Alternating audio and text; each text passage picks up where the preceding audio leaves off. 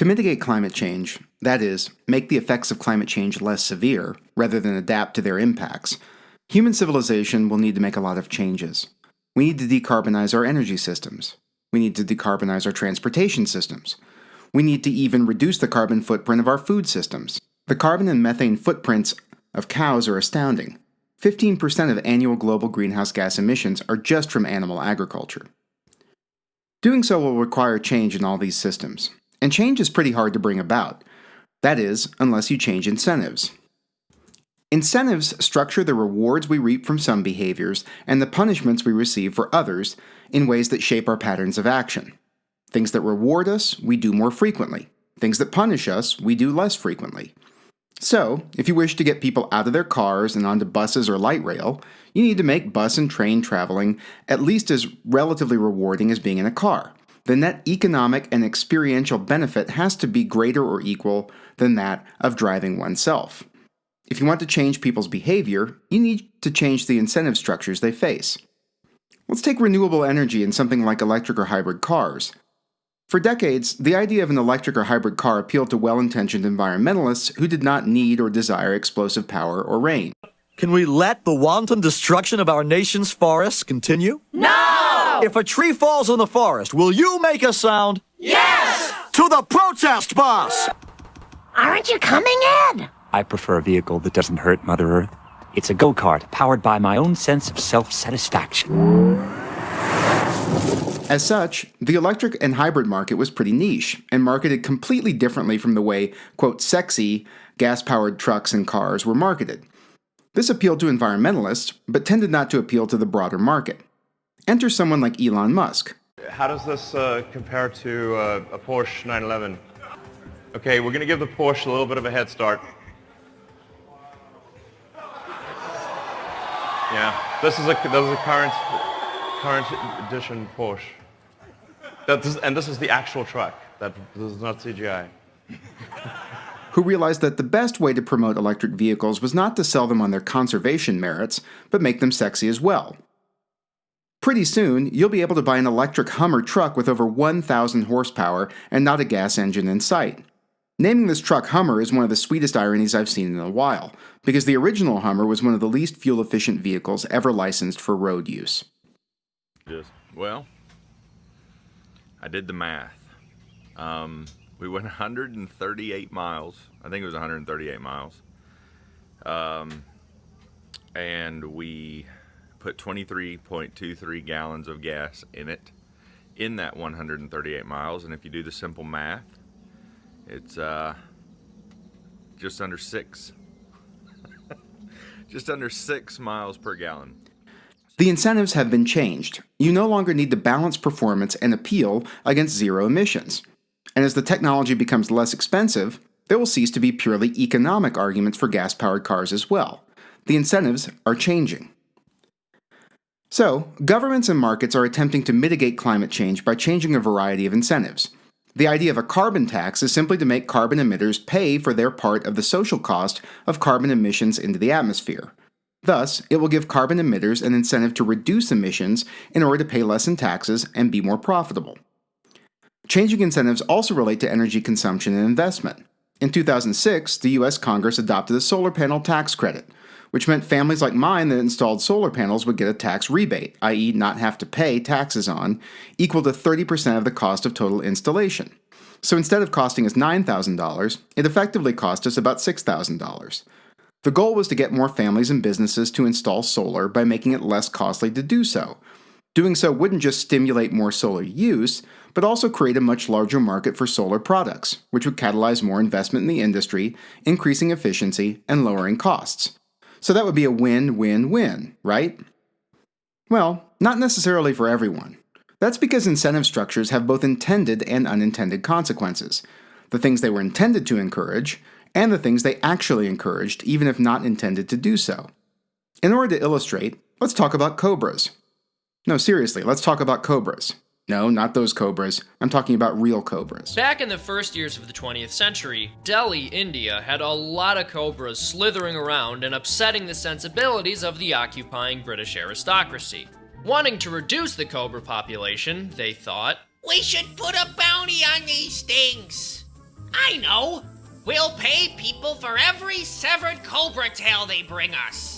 But cobras can live and breed without their tails, and it didn't take the locals long to figure out that they could get paid for a severed cobra tail without killing the cobra. Cobra breeding operations started up, and the number of cobras in Delhi actually increased. The results became so infamous that authority-instituted pest control dubbed it the Cobra Effect. And this isn't just about snakes. The French occupation of Vietnam in the early 1900s had a similar problem. Sacre bleu! There's too many rats! We should put a bounty on these things! I know! We'll pay people for every severed rat tail they can bring us.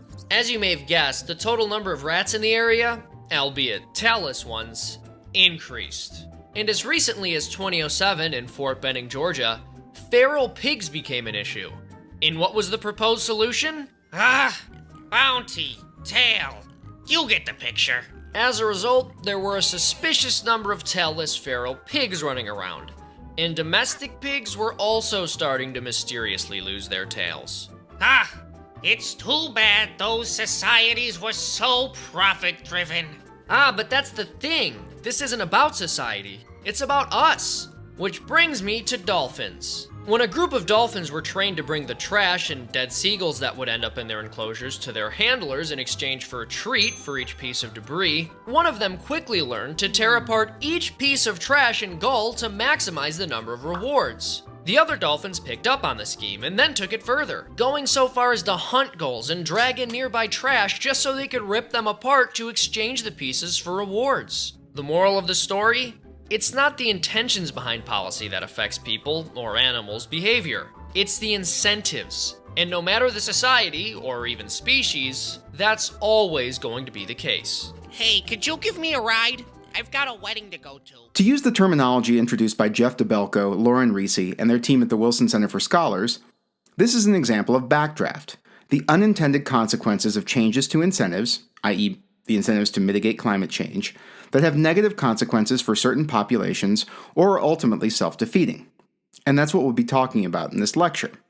In this lecture, we'll focus on two of the unintended consequences of climate change mitigation policies designed to decarbonize global energy and transportation systems in particular, the political and economic implications of the stranded assets of hydrocarbon producers, and the political and economic implications for countries and communities endowed with what are known as transition metals. Let's start with hydrocarbon producers.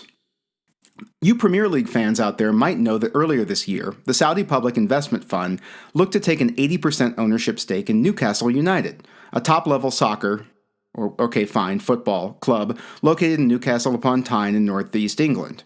The Saudi Investment Fund eventually backed away from the purchase, citing the prolonged process and new uncertainty about the investment and its commercial viability due to lost revenues associated with COVID-19. But there was a lot more to the story. Members of parliament across party lines challenged the sale, alleging it would help whitewash the Saudi regime's human rights abuses at home, as well as its role in Yemen's civil war. Well, why was the Saudi Public Investment Fund interested in owning a UK football club in the first place? Because the Saudi government's traditional source of revenue and the massive resources they are able to invest in staving off democratization are headed into what seems like terminal decline. The collapse of oil prices this year, where they literally went negative for a time, people were paying other people to take oil off their hands, suggest a potential political crisis for regimes dependent on oil sales. Oil prices have rebounded somewhat since crashing to sort of $12 a barrel on average in April. But the coronavirus pandemic appears to be hastening the arrival of what's known as peak oil demand. At some point, global demand for oil will begin to decline as energy and transportation systems the world over begin decarbonizing in earnest. The International Energy Agency warns that oil and gas producing economies may lose up to $7 trillion in stranded assets, things that are currently of economic value, but that are rendered worthless due to a variety of factors by 2040. Before 1850, oil had no widespread role in human society. After 2050, it may return to that status. This does not augur well for political stability in hydrocarbon export-dependent economies. Most energy exporters have been minimally successful, at best, in diversifying their exports, with most ending the 21st century resource boom no less dependent on fuel exports than when they began it. As resource rents, and the patronage networks and repressive capacities they fund, are the foundation of domestic stability in many resource exporting countries, the energy transition will imply fewer resources to invest in either repressive or accommodative responses to social unrest, increasing the likelihood of regime change and political instability.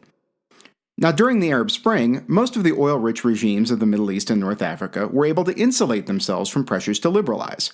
After Arab Spring protests broke out in Tunisia and Algeria in June of 2011, the government of Kuwait, one of the world's richest oil-producing countries, announced that all Kuwaiti citizens would receive grants of about $4,000 and free food staples for 13 months. Those kind of concessions will keep a lot of people out of the streets. Elsewhere, the Saudi government used their oil-funded military to quell protests in neighboring Bahrain. The oil is what gives these regimes the vast capacity to either placate or repress their populations. When those revenues dry up, those governments' ability to do both will as well. The energy transition will imply fewer resources to invest in either repressive or accommodative responses to social unrest, thus making regime change more likely. Or maybe not. The Saudi Public Investment Fund is a sovereign wealth fund, which is an enterprise that invests in a diversified bundle of real and financial assets in order to generate income off of them. Among the wealthiest of those in the world are oil-rich governments. Here's the economic logic behind it. By investing proceeds of natural resource sales, like oil, in a diversified basket of non-resource assets, like, say, a UK soccer club, governments can turn resource revenues into a source of permanent income that can last in perpetuity, the same way people turn current income from their jobs into retirement accounts that generate interest via 401ks. Economies that got rich exporting oil are hoping to stay rich by diversifying and essentially operating as investment funds, or at least to buy themselves more time to restructure their economies to prosper in a decarbonized future. Now, only time will tell if this works, and whether these sovereign wealth funds allow oil-rich regimes to hang on to power. But the main point is clear. Transitioning our energy systems to emit less carbon will have pretty negative consequences for countries like Saudi Arabia, but also for many communities along the Front Range that produce coal, oil, and gas. In most of America, coal used to be king. In Wyoming, it still is. Wyoming accounts for 40% of America's coal production. And a significant number of coal miners here are women. You start for the obvious reasons, the money and the benefits and the security, and then it turns into something that you eventually don't know anything else, as you start to love it. They work in an industry that's demanding, deadly, and dominated by men. It gives you a feeling of strength when you know you can go out there and compete and do what everyone else does, like she said, as good, if not better, than they do. Strength isn't the only thing they have in common. Who voted for President Trump? I had a little bit reservations of him as a person and the way that he is, but voting-wise, no. Do you think he's being treated fairly? No. I think it's awful. What about all those campaign promises Trump made to bring coal mining jobs back? Have you seen that? Yes, there has been more jobs in the basin open up. There has been. They're hiring now. Thousands of jobs? I wouldn't say thousands. I know 250 have been rehired within the basin, within the 10 or 12 mines that we have here. Jody, that's not the numbers that he promised. I think it's a process. And part of that process, they say, is easing environmental restrictions on coal. Something Trump did by taking America out of the Paris Climate Agreement. But it's here these coal miners split. I wish he hadn't, just because it makes us seem as though we're not in with the rest of the world in combating climate change. We're coal miners, but we care about this planet. I mean, that's also it's our responsibility to take care. I was in favor of him pulling out. I think the United States itself is responsible for the United States. I think that we need to focus on the United States and first and foremost in making us great again. So, do you believe that climate change is a real thing? No, not really. I am not a climate change denier, but I do believe that we certainly have an impact, but I think we can lessen that in a responsible way that doesn't put entire groups of people out of work. For many of these miners, there were only two issues that mattered last November: jobs and energy. Nothing has changed. Show of hands who would vote the same. Now we'll talk about the effects for transition metals. Decarbonizing the energy system will shift geopolitical attention from hydrocarbon reserves, like oil and natural gas, to the metals that underpin solar, wind, geothermal, and other forms of renewable energy, as well as electric vehicles. These metals include aluminum, coltan, copper, zinc, rare earths, lithium, and cobalt, among others. Global production for some of these metals will need to increase 3 to 20-fold to meet the renewable energy obligations established by the Paris Agreement. And these metals are not just key to fueling the energy transition. As advanced militaries look for ways to reduce their own carbon footprints, these resources will increasingly become critical for the projection of military force. The U.S. Army could start purchasing electric versions of the Joint Light Tactical Vehicle, the Pentagon's new replacement for the Humvee. The Army believes that the gradual shift from liquid fuel-powered engines to electric engines could force it to electrify its wheeled vehicles. The service cites both logistical but also economic reasons why a JLTV EV might be in its future. The JLTV is an armored 4x4 utility vehicle designed to offer increased crew protection than the older Humvee. The spiritual successor to the World War II-era Jeep, the Army plans to buy 3 variants: a general-purpose flatbed variant, heavy guns carrier variant, and close combat weapon carrier variant. JLTV is large and features a Banks 866T turbo diesel engine, itself based on the Duramax 6.6-liter V8 diesel. From a logistical standpoint, however, one of the JLTV's best features may in fact make it vulnerable in the long run. The Army, Military.com reports, is concerned that the shift towards electrification in the civilian sector could force them to electrify the JLTV. As electric vehicles grow more popular, the cost of internal combustion systems, and perhaps fuel prices, will go up. The U.S. Army plans to eventually purchase a large fleet of 49,099 JLTVs, vehicles that will serve for 20 years or more, and an unexpected increase in costs would impact the service's bottom line. There are also operational reasons why the Army might abandon internal combustion. Fuel must be manufactured at refineries and then shipped to the front line, often traversing dangerous territory to reach the troops that depend on it.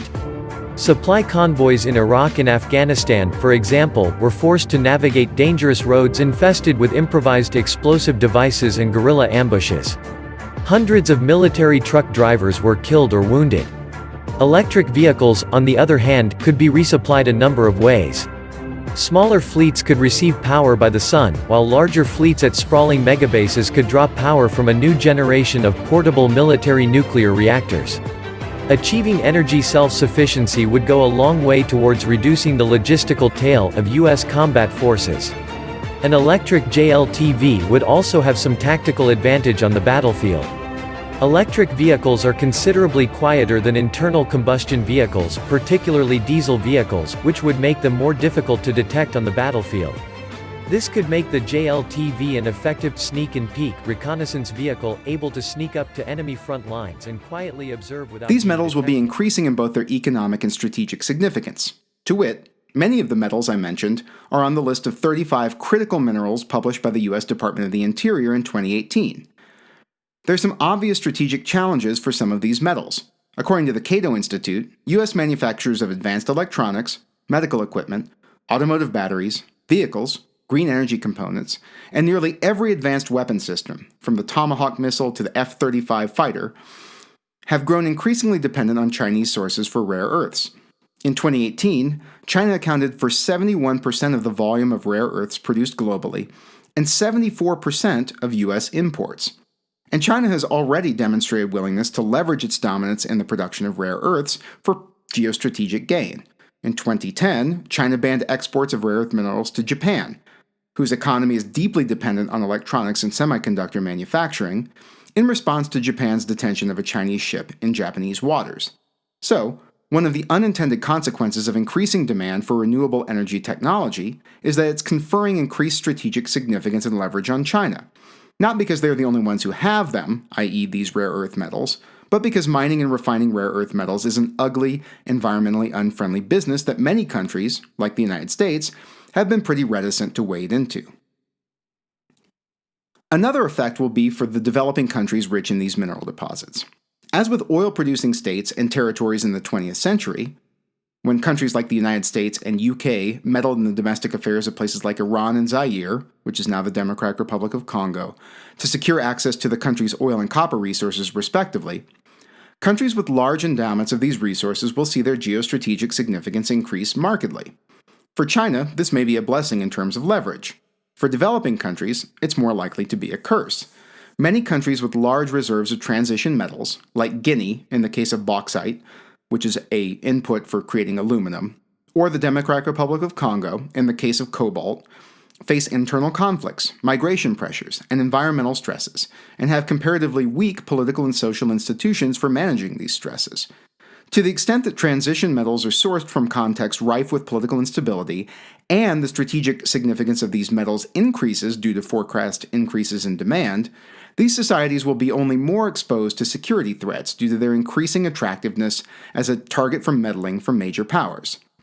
Let's look at the Democratic Republic of Congo in focus.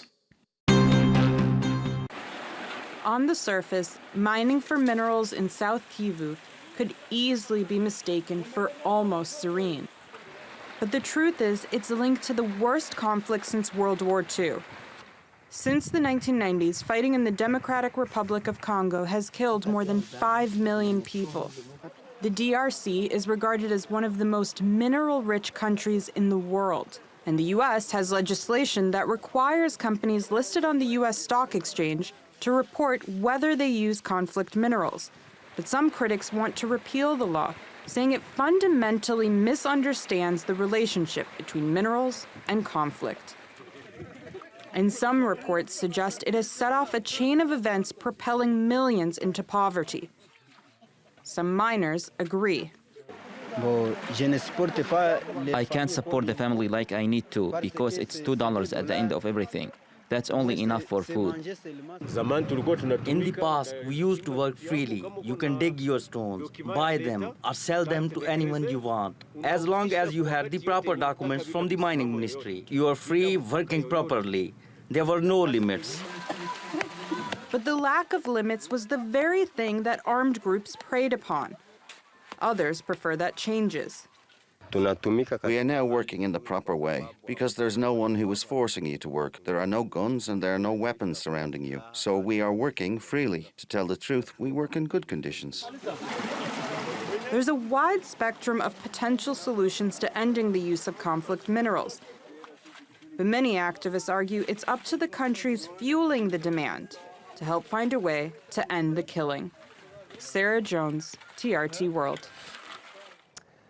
Let's go to Paris now. Our editor-at-large, Craig Peters, joins me from there. Craig, you've written extensively about conflict minerals, including in your book, Metal Men. Tell us a little bit more about this industry and why it's just so pernicious. Well, I covered this back in the early 80s quite extensively. In fact, I posed as a trader to get inside the business, and the only way to approach conflict minerals is to speak truth to power. And that conversation begins with discussing hypocrisy. You know, conflict minerals and hypocrisy run hand in hand. It takes a rare detachment of spirit to actually deal in these minerals, and it is a full-time job. And the reason is real simple, Azar. You go into corrupt countries. These are corrupt countries to get these essential rare earths, other essential lumps of earth, and you're dealing with corrupt regimes. Now, there are more cell phones on Earth right now than there are people. And anyone who's looking at their cell phone right now just refuses to make that connection between the corruption in these African countries and all the fun they're having on their cell phone. It's like in the old days. You could always catch a vegetarian because they were wearing leather shoes. It's the same thing here. It is not the responsibility of the businessmen to stop this corruption. It's the responsibility of these African nations who have miserably failed at this for the past 60 years. So there is some legislation, as Sarah pointed out in her report there, including by the US, mandating that listed companies disclose where they get certain minerals from. And as we heard also in the report, there are mixed views as to whether or not it's working or helping the people on the ground. It is laughable, as you say, and it's been tried for many, many years. But what else can be done? Well, you can throw the bums out of the United Nations commissions that deal with human rights, those who are the African countries and those who are abusing human rights, putting them on commissions. And let's talk about this law. For years, there is a trick in the trading business. It's called baptism. It's real easy to do. It's very rarely enforced. Minerals arrive usually in sacks, depending on the mineral, but usually in a sack or in a shipment, bars, whatever. And there's a stamp on it saying where it comes from. So what happens when it arrives at its middle destination? They just change the marking. They rebaptize it from another area. And that's how it works. And that's not going to stop, and no legislation is going to stop that until the leaders of the Democratic Republic of Congo and these other countries start cleaning up their acts and creating democratic societies that share in this great wealth. Now, this example is interesting because it illustrates the backdraft that can occur from attempts to address backdraft. That is, regulatory approaches to ending conflict around these resources, like Section 1502 of the Dodd-Frank Act, which created significant barriers to mineral exports from eastern Congo, have been relatively ineffective in stopping conflict. They have, however, imposed really significant harm on legal miners and their communities, displaced minerals conflict to other types of mines, like gold mines, and harmed livelihoods in ways that may spur rebel or militia recruitment, with out-of-work miners choosing to take up arms instead. Combating flows of illicit commodities and the conflicts that they may fuel will require more targeted interventions in order to prevent the harms from outweighing any of the benefits. The unintended consequences of well-intentioned climate change mitigation strategies are part of why climate change poses such a wicked problem. The partial solutions to the problem are themselves the source of other problems. We'll discuss these dynamics as they relate to climate mitigation policies further in class.